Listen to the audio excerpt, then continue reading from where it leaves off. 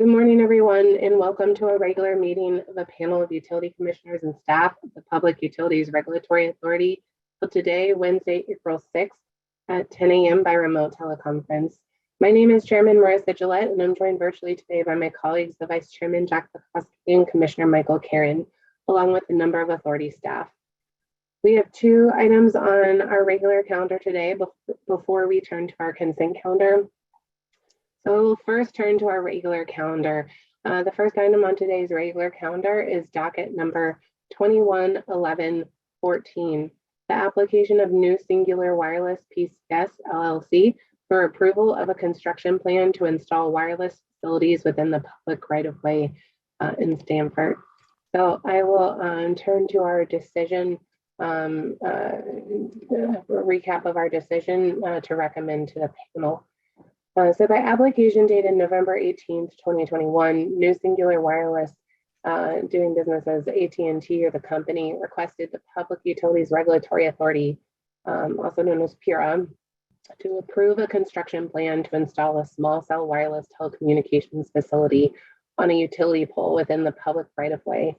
Specifically, AT&T requested approval to construct and attach radio and electrical service equipment to an existing utility pole in the public right-of-way near 301 Shippen Avenue in Stamford, Connecticut.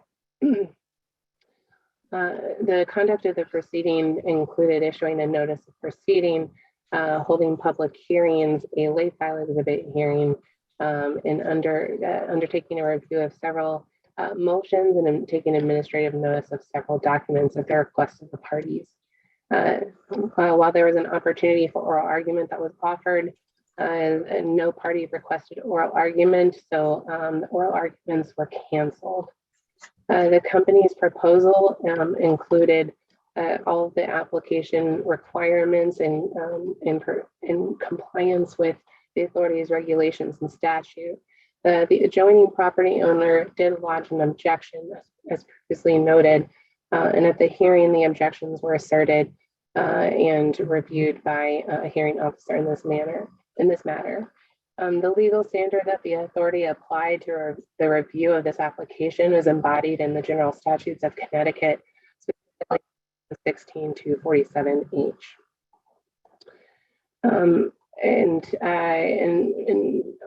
reviewing the application, the authority found that the facility is in the public interest because it increases the capacity of the existing telecommunications system by providing AT&T customers and emergency service providers with enhanced and more reliable telecommunications.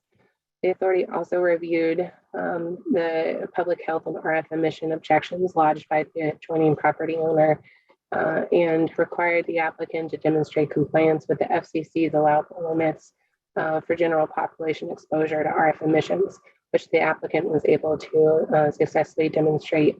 The authority also required the company to research and consider alternate pole locations, which were completed. In conclusion, the record demonstrates that AT&T requires additional coverage and capacity in the vicinity near 301 Shippen Avenue in Stamford. The record further demonstrates that AT&T was reasonable in selection of the requested pole as an optimal location.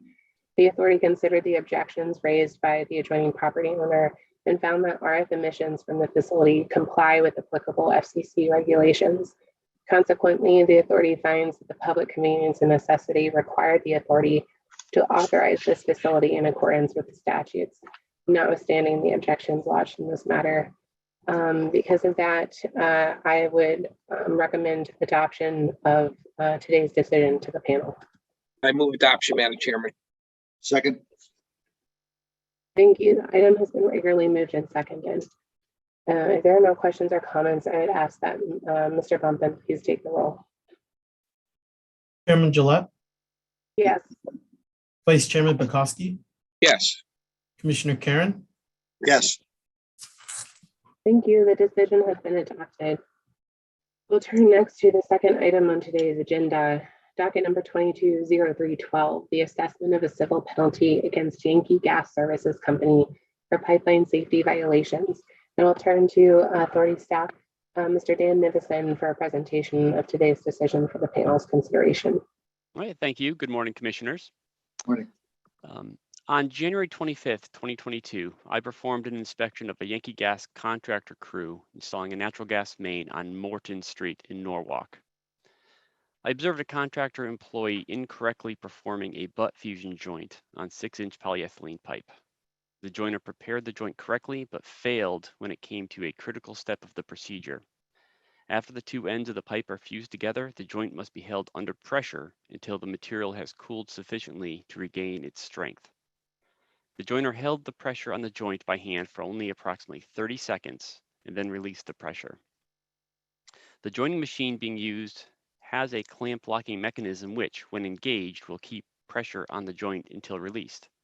The joiner failed to set the clamp locking mechanisms, so the machine did not hold the fusion under pressure after he released his hand pressure.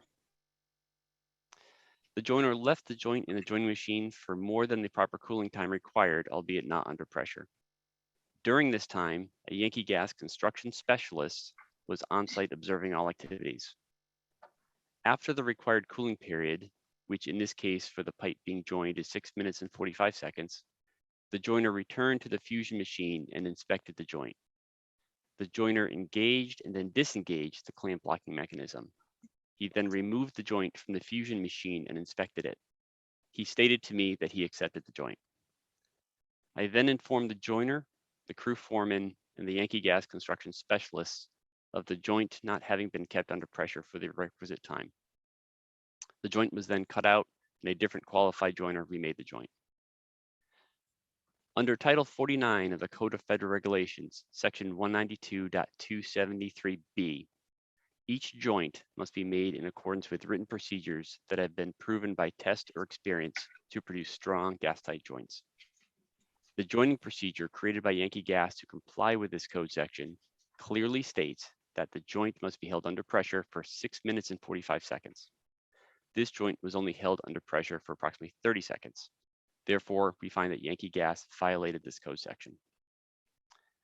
Under 49 CFR 192.273C, each joint must be inspected to ensure compliance with the subpart.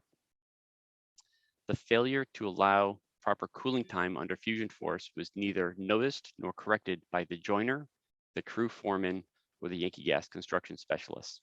Therefore, we find that Yankee Gas violated this code section as well.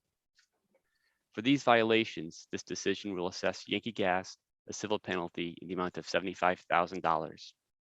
Of this penalty, the decision will require that $70,000 shall be made payable to Operation Fuel. I recommend this decision to the panel. Thank you, Mr. Nivison. Is there a motion? I move adoption. And I will second.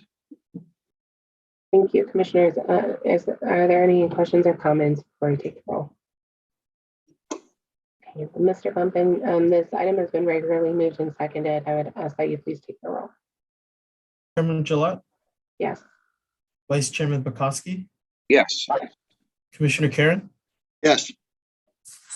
Thank you. The decision has been adopted. Thank you, Mr. Nivison. That completes today's regular calendar. We will turn next to our consent calendar. I will seek a motion to adopt our consent calendar in full. Madam Chairman, I move adoption of today's consent calendar items 1 through 21. I second it, Madam Chairman.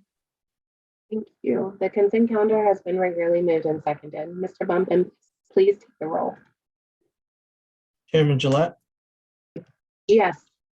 Vice Chairman Bukowski, Yes. Commissioner Karen, Yes. Thank you. The consent calendar has been adopted in full.